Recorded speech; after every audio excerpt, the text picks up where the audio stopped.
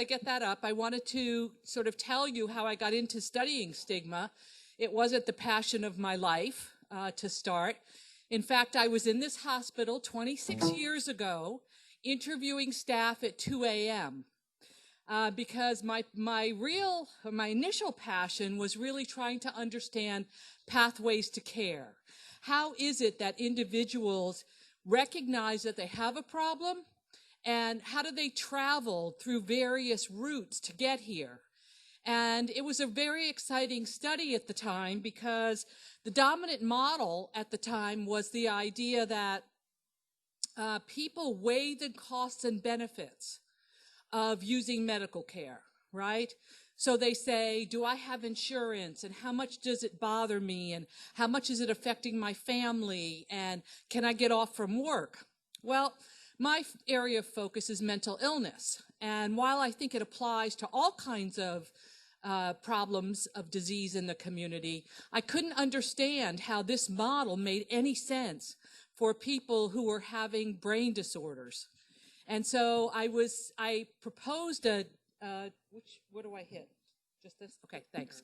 Okay, so I proposed a differential model, which was the idea that people travel not so much through their brain, but they travel through other people they know, through their social networks, to get information, to get evaluation, to get an understanding of where's the right place to go. And we tried to understand how networks were a fundamental mechanism that shaped people's pathways to care. And it turned out, with the data from Methodist and from another large hospital in this area, that we were able to show that, in fact, that there is another mechanism or another way that people find health care, and it is through their social networks, through their personal contacts. Once that was established through, 24 publications of showing exactly how that happens and for whom it happens, I started asking myself, but what's in those social networks? What is the content or the culture of those networks that gets people to a hospital quickly? Or in our case, actually one of your patients, it had taken him 52 years to get into treatment. It's a very complicated story, and I can talk more about it if you want me to. But as a classically trained sociologist, my answer was stigma. So I went back into the literature to find out what we knew about stigma, particularly toward mental health issues in contemporary society. And this was like, by now, this is like the early to mid-90s. And I couldn't find very much. And I thought, this is really a classic sociological problem of prejudice and discrimination. So why don't we know anything? So I called the leading stigma researcher in the country, who was at Columbia University, and I said to him, Bruce, is it true that we haven't had a national study of stigma toward behavioral health issues in 40 years? And he said, yeah, that's true. And I said, we have to fix this. And so what I'm going to tell you today is about all of the ideas that people had about stigma, what the empirical data tells us about contemporary stigma in the United States, and how we can actually reduce stigma. So let me start off by putting up what you see at every NIH meeting when they talk about stigma, the cover of Irving Goffman's book. Irving Goffman spent a year as a fellow at the National Institute of Mental Health and decided to become an orderly, take the role of an orderly at St. Elizabeth's Hospital. And St. Elizabeth's Hospital at that time, the largest public psychiatric hospital in the United States, had about 7,000 patients. And as a result of his experiences there, he wrote 2 books, one called Asylums, in which he only mentioned stigma once or twice, but I think his later analyses led him to write an entire book on the phenomenon of stigma. And so Steve Hinshaw at Berkeley calls this the mark of shame. Originally, a stigma or a stigmata was a brand that was put on slaves so that we could tell the conquered from the conquering. But the way that we use it in contemporary science is really that it's a mark. It can be visible, it can be invisible. It can be being in a wheelchair, or it can be being diagnosed with depression. But in our society, we have seen this mark as an attribute which reduces a person from whole and takes away their humanity, their citizenry, and their individuality. And they become lumped with all other people who have this problem, and they get sometimes positive attitudes, but most often negative attitudes associated with them. And so his basic 4 takeaway points, which are still relevant today, is that one of the things that stigma does, if we have stigmatized conditions in the United States, they're not limited to illnesses or diseases, but that is a primary example. So it disqualifies individuals from total citizenship, social citizenship. It separates and isolates them. We know about this. We learn it very young. I think we know from the work that was done at Columbia in the 50s that the first thing that children learn to hurt each other's feelings is to call each other gay or crazy. So by 5 years old, people have an idea, children have an idea of what stigmatizing conditions are in our society. It has different forms. We can talk about stigma of the body. We can talk about individual character. That's where mental illness and addictions fall. Or we can talk about status characteristics, things like race, ethnicity, sexual orientation.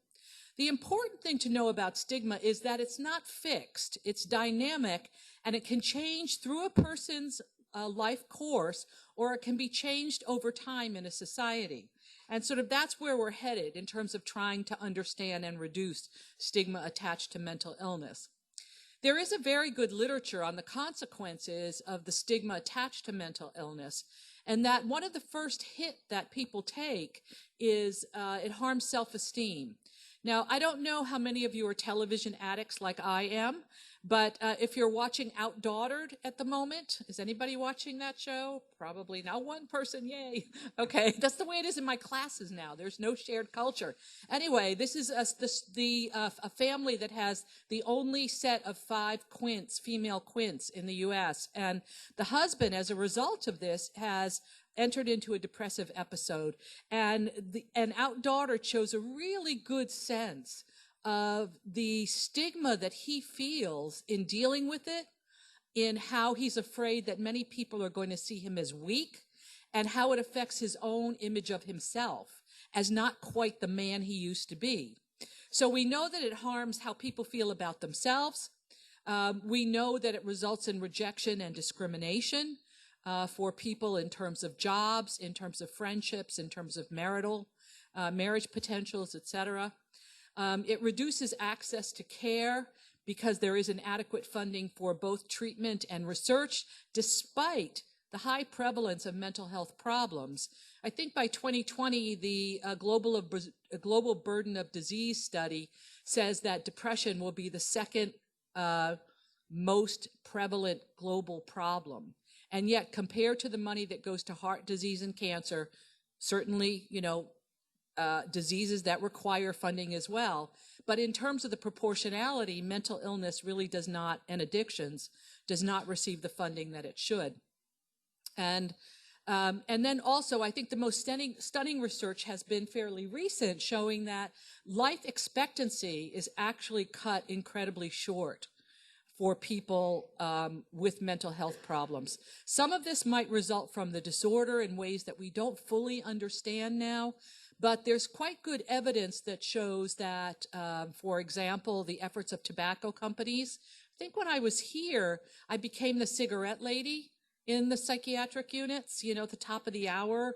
If you didn't have your own cigarettes, the tobacco companies used to send psychiatric units 6 little packs of cigarettes, and you could hand those out to the individuals. And it's where the debate over smoking in hospital facilities was the most vehement in terms of, patients and what was happening in hospitals. But we also know that it has to do with access to care or lack of access to care, and prime among that is really dental health. And there are studies now looking at the ramifications of dental health for the rest of health of the body, and that becomes very important. So when there was a first Surgeon General's report on mental illness, which I think is an unobtrusive measure of stigma itself, because the Surgeon General didn't attend to mental health until 1999. The first Surgeon General's report was, 64 for heart disease. It took another 50 years or so to get to mental health for a report. But the Surgeon General argued that stigma is really the foremost obstacle to recovery because of people's unwillingness to come to treatment, the unwillingness to provide treatment in some cases, but also the other problems that people with mental illness face in society because of rejection. Now, when I started to then look at stigma, I was really pretty surprised at this because I was talking to lots of different people at NIMH, in foundations, and I kept getting two different responses. And one response was, including the presidential address in 2004 of the president of the American Psychiatric Association, who said that stigma was now dissipating in the United States and would soon not be an issue. Well, having spent 9 months in both at Methodist and at another place in Indianapolis, I didn't see any evidence of stigma dissipating from the reports of patients and how long it took them to get here and the kinds of problems that they faced when they got out, because we followed them for 4 years after discharge. Or the other one I got was, we know that stigma exists, we just want you to come in with an intervention to change it. And I thought that that was a little strange because we know that foundations and organizations, particularly advocacy groups, had been working for years to reduce stigma, and yet we didn't really know whether or not the target had been right or whether or not it had been effective. So it did strike me that we needed a scientific foundation if we were going to be effective in reducing stigma. The other thing that I saw was that the main tagline for stigma reduction since World War II in the United States was the idea of a disease like any other. If we could convince people that that mental illness, that depression or schizophrenia was just like diabetes, right? You wouldn't tell a diabetic, you know, don't take your insulin, just pull yourself up by your bootstraps, you'll be fine, right? We shouldn't be telling people with mental illness that. So that was another thing that I wanted to look at. Third thing that struck my attention in reviewing the literature was if people outside of social science were introduced to anything about culture or social factors in mental illness, the one thing that appears in most psychiatric, social work, nursing, and psychological textbooks is the International Study of Schizophrenia. How many people are familiar with that study? Okay, we got, again, one, yay. Okay, and the International Study of Schizophrenia was done by the World Health Organization, and basically they concluded that people were getting better in countries like Nigeria and Saudi Arabia more than they were getting better or recovering in places like UK and the US. And they concluded that one of the reasons for that was that there was greater levels of stigma in the United States, that in fact pre-modern cultures were kinder and gentler. And again, that didn't really sit well with a social scientist where we didn't have any data on this. And then finally, many of you may be aware that stigma itself is a contested word, that some people, including the former director of the National Institute of Mental Health, said we should not use the word, it's a silly word. And it reinforces and gives power to prejudice and discrimination. And another part of the community that believes that if you don't name it, you can't fight it. And that's a debate that's ongoing. I think both sides have good points, and I'm not taking a stand on that one. So I'm going to proceed with what we did do. First thing that we had to decide, and the first thing that you need to know when you're thinking about or trying to attack stigma, is what kind of stigma are you going after? Are you going after self-stigma, which is the feelings of the person with, that they feel they've absorbed the prejudice around them, that they are less than, that they shouldn't go out, that they shouldn't try to have, you know, dates, a home, a marriage, etc.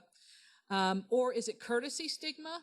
Those of you, how many of you actually practice in the area of mental health and mental illness? Okay, so a couple. Well, I'll tell you a story about that. I was at the National Institute of Heart, Lung, and Blood one day. They were interested in understanding this network model of how people get to care and trying to reduce their time from symptom onset to going to doctors or hospitals.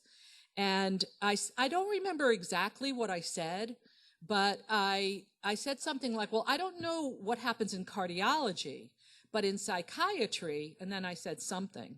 And I was sitting next to a cardiologist who leaned over to me and said, whispered in my ear, well, psychiatry, that's hardly medicine. That is stigma of the first degree. And those of you who work in the mental health area know what I'm talking about.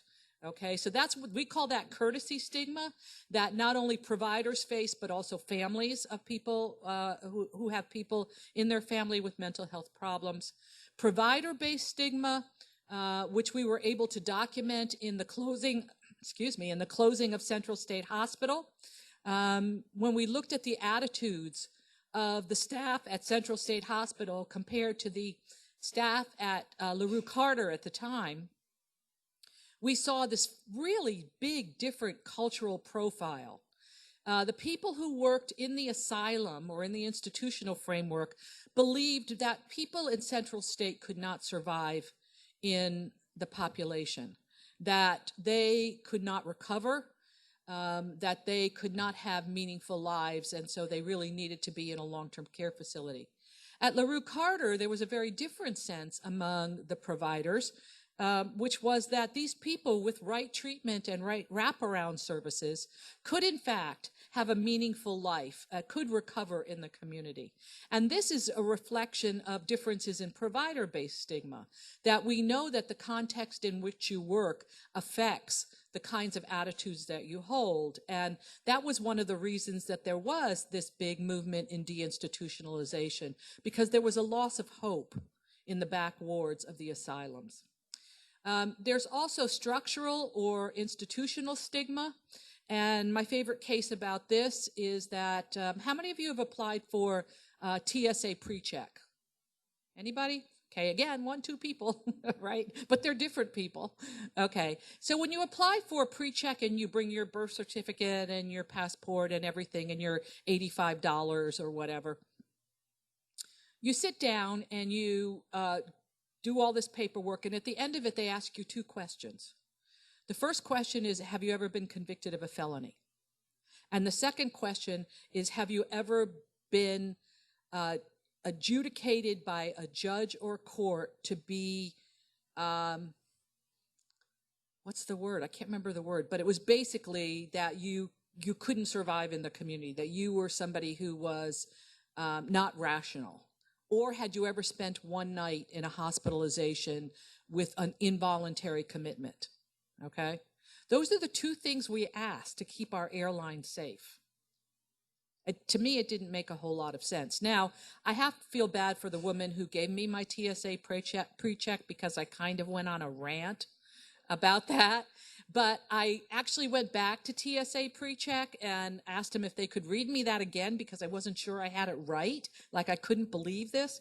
And so they found it for me after about 20 minutes. And then they said, well, we want you to know that answering yes to these 2 questions doesn't mean that you would be denied TSA pre-check. It just means that we have to investigate further. Like that was any consolation. So I called my friends, many of whom are academics, and I said, do you know about this? And they said, yeah. And I said, what do? We lie. And I said, okay, all right. So we moved on. And then there's enacted or felt stigma, and that's the difference between whether or not you're the stigmatizer or the person experiencing stigma. Now, I decided that the best thing that a sociologist could do, I think all of these are very important, but that our wheelhouse is really in understanding the larger cultural climate. And I thought that this was really important. So this is called public stigma. And some people go, who cares about public stigma? You know, we really need to work with the people and empower them. Like, you know, Dan Fox's Empowerment Center in Massachusetts. And I don't disagree with Dan. In fact, he's a colleague and a friend. But I feel like sociologists have a different thing to add because I can't think of anything worse than helping a person not feel devalued or not feel less than, and sending them out into a cruel culture. So I think if we're going to work on stigma, we have to work at multiple levels, and different groups have different strengths. So I decided that that was where we would go. Okay, not only that, but I think that it's really important to understand, and when I walked into the psychiatric units in this hospital, I, first of all, did not want to, okay? I submitted a grant to NIMH that said I want to study these pathways to care, and you know, a really good place to study that is with college students, right? Because they're entering or emerging adulthood, first time away from home, new networks, a lot of stresses that they weren't ready for. And NIMH, I'd never gotten such brutal reviews. They came back and they said, we love your model. We think it's important to study this, but could you please get real and study a population that has real problems? Okay, fortunately, 30 years later, there are now major efforts on college campuses to deal with or to assist individuals who have mental health difficulties. Look, it's the prime age of onset, right? 24 to 35, you know, or 15 to 24, depending upon the disorder. And I'll get back to that at the end. So, you know, I think it's really important that people in positions of authority, and I've ridden with the police in Chicago, as they put it, looking at the mentals, to try to understand how they deal with it. And they're surprisingly kind. But when you ask them about people with mental illness, their first statement is they are dangerous. Okay? And for them, because they're always called in a crisis situation, they do see people who are have a mental health problem, a drinking or drugging, and that's the small percentage of people with mental illness who are dangerous, because we know that people with mental illness are more likely to be victims of crime than perpetrators of crime. Nevertheless, first responders become really important in the community in terms of how people get into care or don't get into care. The other thing that we know from some very good studies that were done in Europe is that the level of cultural stigma directly impacts how people with feel about their mental illness and how they feel about themselves. And we know that this larger cultural level affects people's reluctance to use services. And these were studies of multiple countries where they were able to look at both that macro societal level and then individuals with or individuals in the general population. So I think it's a valid thing to look at and what I think we do best.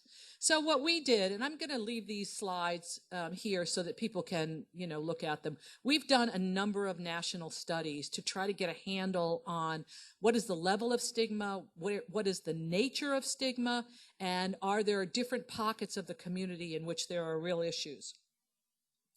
That's why I'm leaving the slides with you, so you don't have to absorb these tables now. But I wanted to show you they're based on real data, nationally representative study in the United States. And from this table, we learned three things.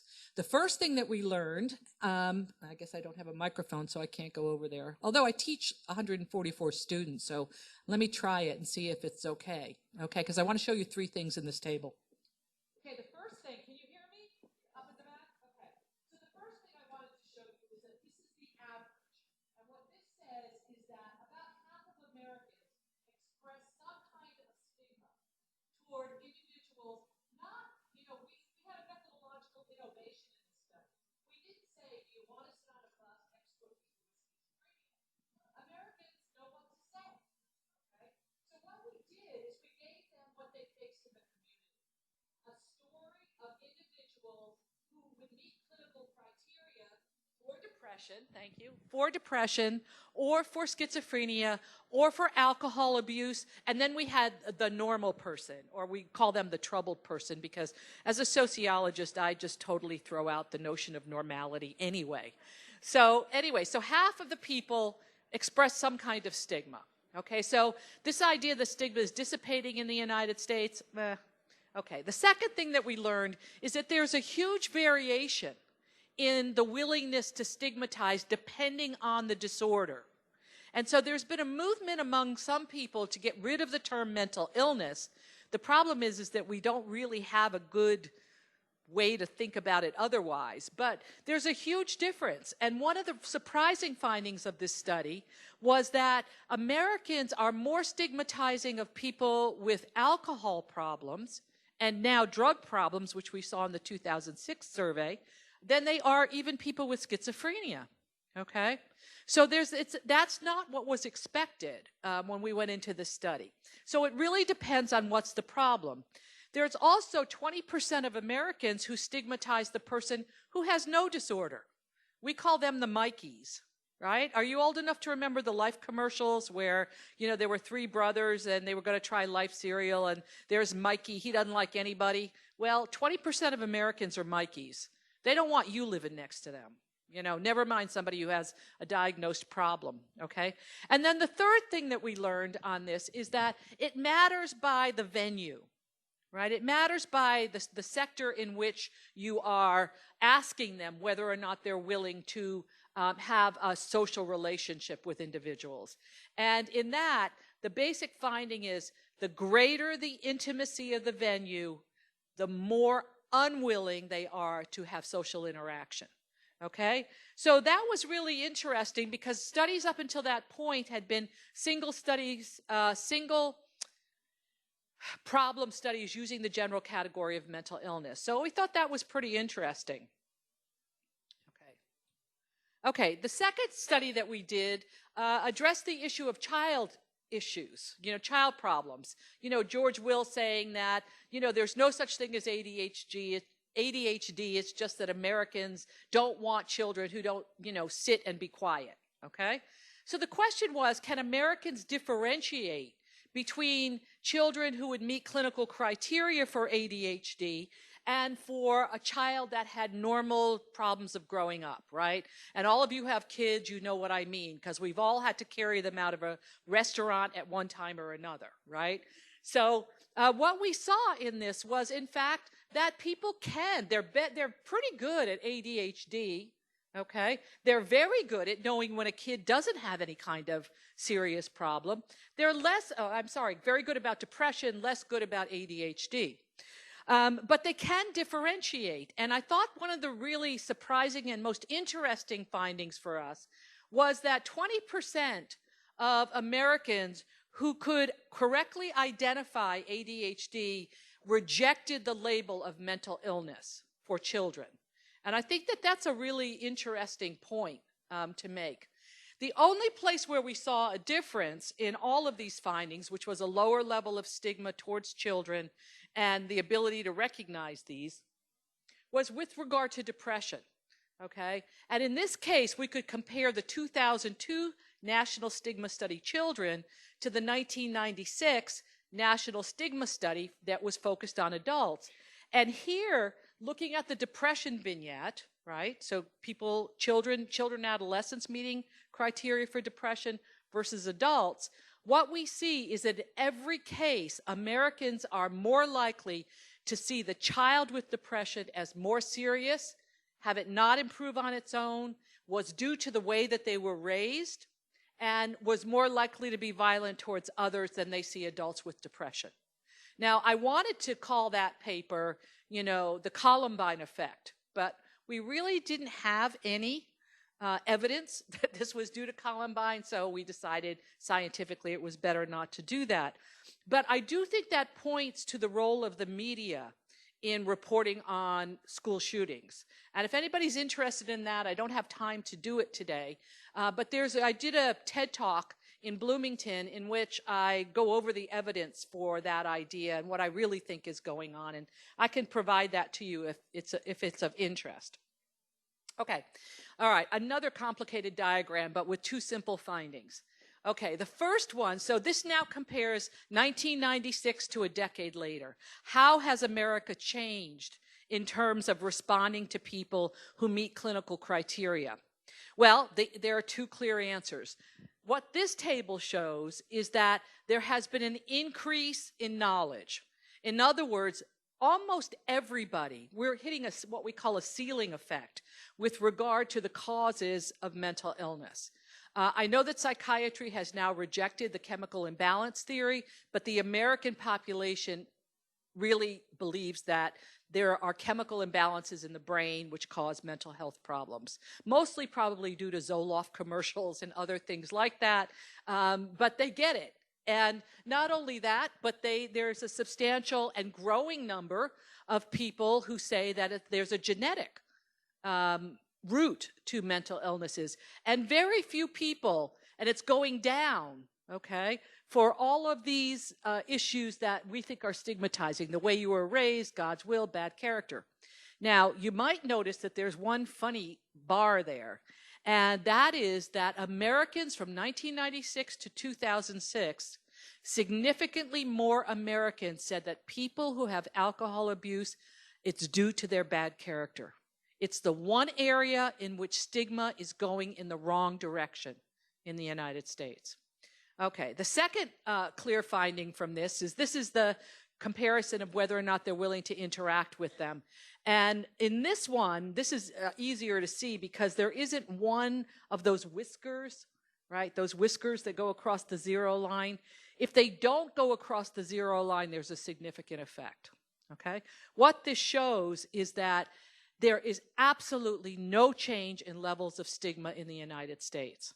And more importantly, the level of stigma that a person is willing to verbalize is not related to their beliefs in the scientific roots of mental illness, okay?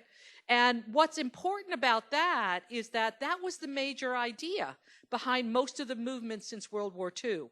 Convince them it's a disease, that it's out of their control, that it's not a moral failing, and stigma will go away. We have no evidence that that's the right way to go. Either that story has done, or that tagline has done as much as it can to reduce stigma in the United States.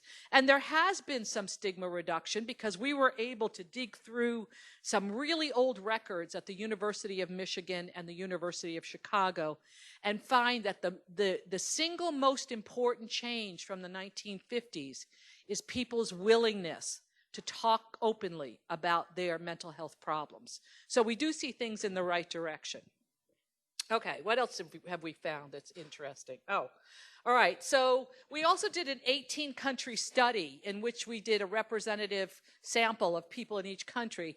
And the interesting thing, I like this because this actually makes social science look like science, right? It looks like a blood graph because people are always like, sociologists, what are you, communists? You know, we're like, well, I don't know. I mean, I've been asked that more than once, but I'm not answering it either. So, okay. So what we did is, you know, there's a whole question about whether or not these questions have the same meaning across countries. So rather than, you know, pretend that they do, we just blew up the scales and said, are there any issues across 18 societies in which more than 2/3 of the population endorse a stigmatizing item? And it turns out that for depression, there are 4. That people with depression are unpredictable. They do not want to have them as an in-law. They are likely to be violent to self, which is actually, that's probably a good recognition question, maybe, and that they're unwilling to have them as a child care provider. So no matter which society you live in, no matter who you are in that society, 2/3 of the people endorse these stigma items. And we think of these as the backbone of stigma. In other words, if you're going to go after stigma, these are the most prevalent, the most pervasive stereotypes that exist. Okay, and then we went further to say, okay, what about this international study of schizophrenia idea that people in places like Bangladesh, so these were, again, our 18-country study. People in Bangladesh or South Korea or the Philippines, they're just nicer. And if you talk to people who've been to those countries from the United States, they will all tell you a similar story, and it goes something like this. Yes, they took me to a shop where there was a family, and there was a man with schizophrenia, and while he wasn't really able to do much, he was part of the family, and he was married, and, you know, one person doesn't a pattern make, right? And so what we did was we took all those measures that you saw on the previous table, and we asked, Does it support the idea that we should be more like third world countries in terms of the community and in terms of acceptance than we are, or than Spain is, or the UK is, or Belgium? These were all countries in our study. And I have to tell you that I have never in my research career of now 30-something years, I have never seen findings as clear as this. There is not one piece of data that supports the idea that what underlies the international study of schizophrenia finding has anything to do with stigma. So you can go like this, that we don't have to be more, I think, well, this is my favorite. One of the directors of the World Health Organization said, if I had schizophrenia, I'd rather be in Nigeria than Switzerland. And I was like, really? No, you don't really want to be in Nigeria rather than Switzerland. Does this, and I have to make this clear for those of you who know that study, does it mean that the findings of the International Study of Schizophrenia are wrong? No. It means there was something else underlying it. And I can tell you that in India and Nigeria, where they had really strong findings in that direction, they studied clinics that were state-of-the-art with wraparound services. And in the United States, I think it was Johns Hopkins, right?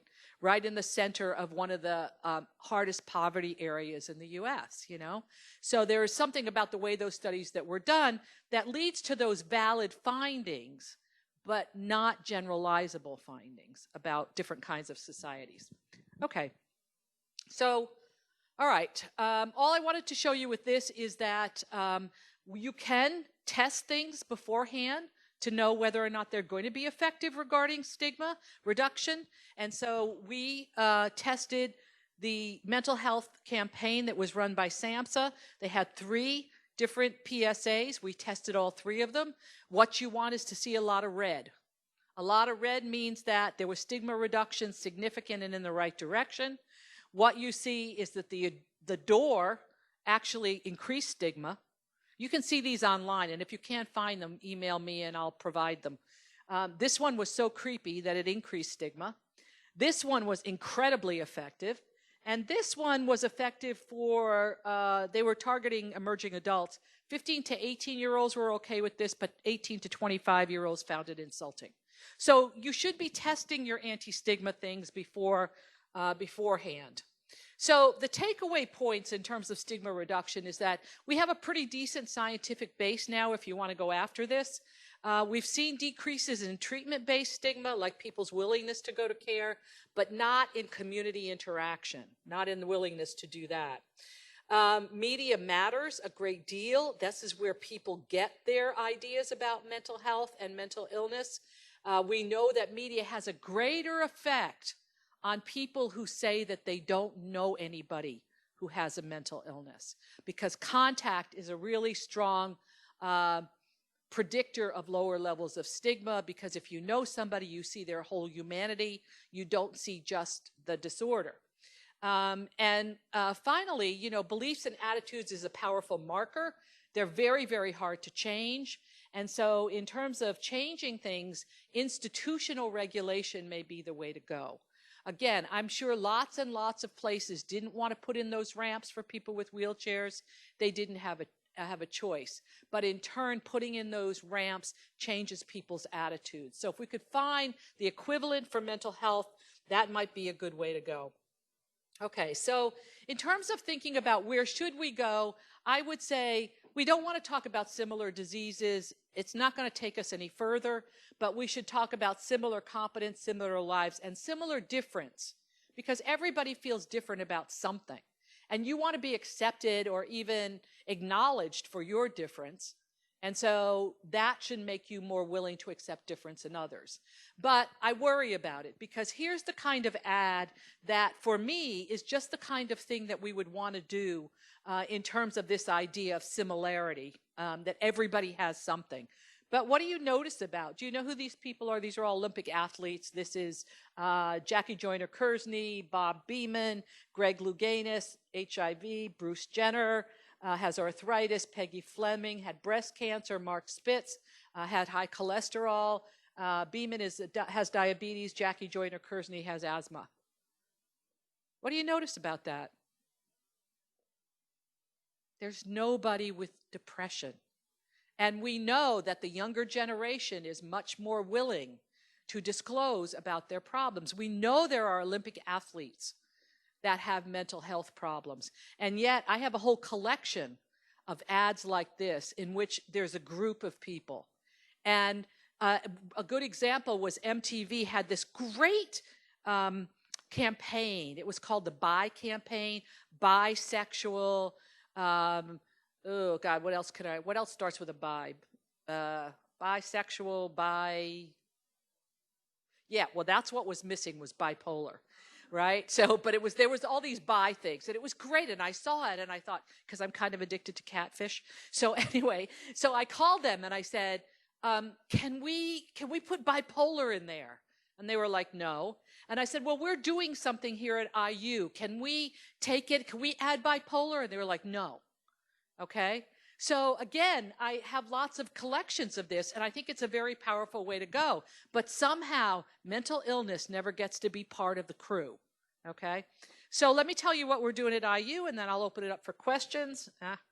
What we've done there is Glenn Close, the actress, has chosen IU Bloomington to be the pilot site for her national effort to make college campuses safe and stigma-free zones.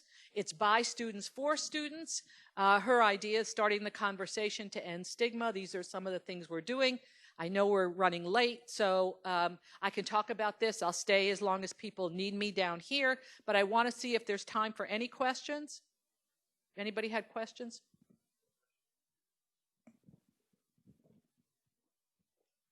And you can always reach me online if you have questions about the area in which you work, if it's not mental illness, or if you do, there's something that you're trying.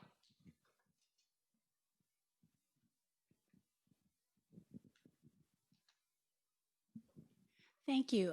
I am curious to know if you provide any consultation to Mental Health America, which has a lot of national campaigns, and I think the current one is End the Stigma, but each year they have different themes. Do you provide consultation about your research to them as they're choosing their messages? Yeah, I've known Steve McCaffrey forever, and if they ask, we do whatever they ask, like when they ask about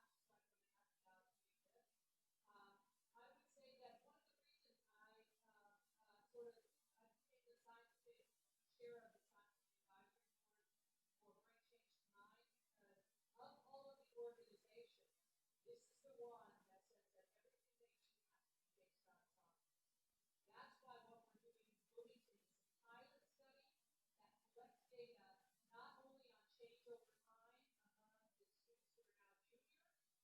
So what we're doing is we're compiling really, one of the 100 designers graduated from MBA, and she's come up with this idea of coming up with this really great toolbox that we will provide free of charge at the college or university who would like to become a chapter of this. And all of these are scientific. So we do provide consultation whenever people ask. Just last week I met the guy who's now the opioid czar of Indiana, and we're going to meet to see what we're doing another national study in 2018. We're adding an opioid addiction index, and I would certainly like to know from him what he wants to know about culturally about opioids. So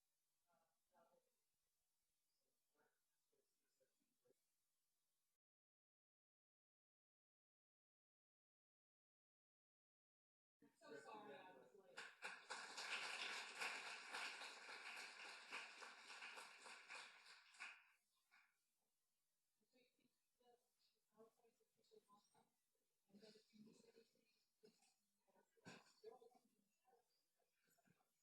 Right? And one is a retired woman. So if you just use the other one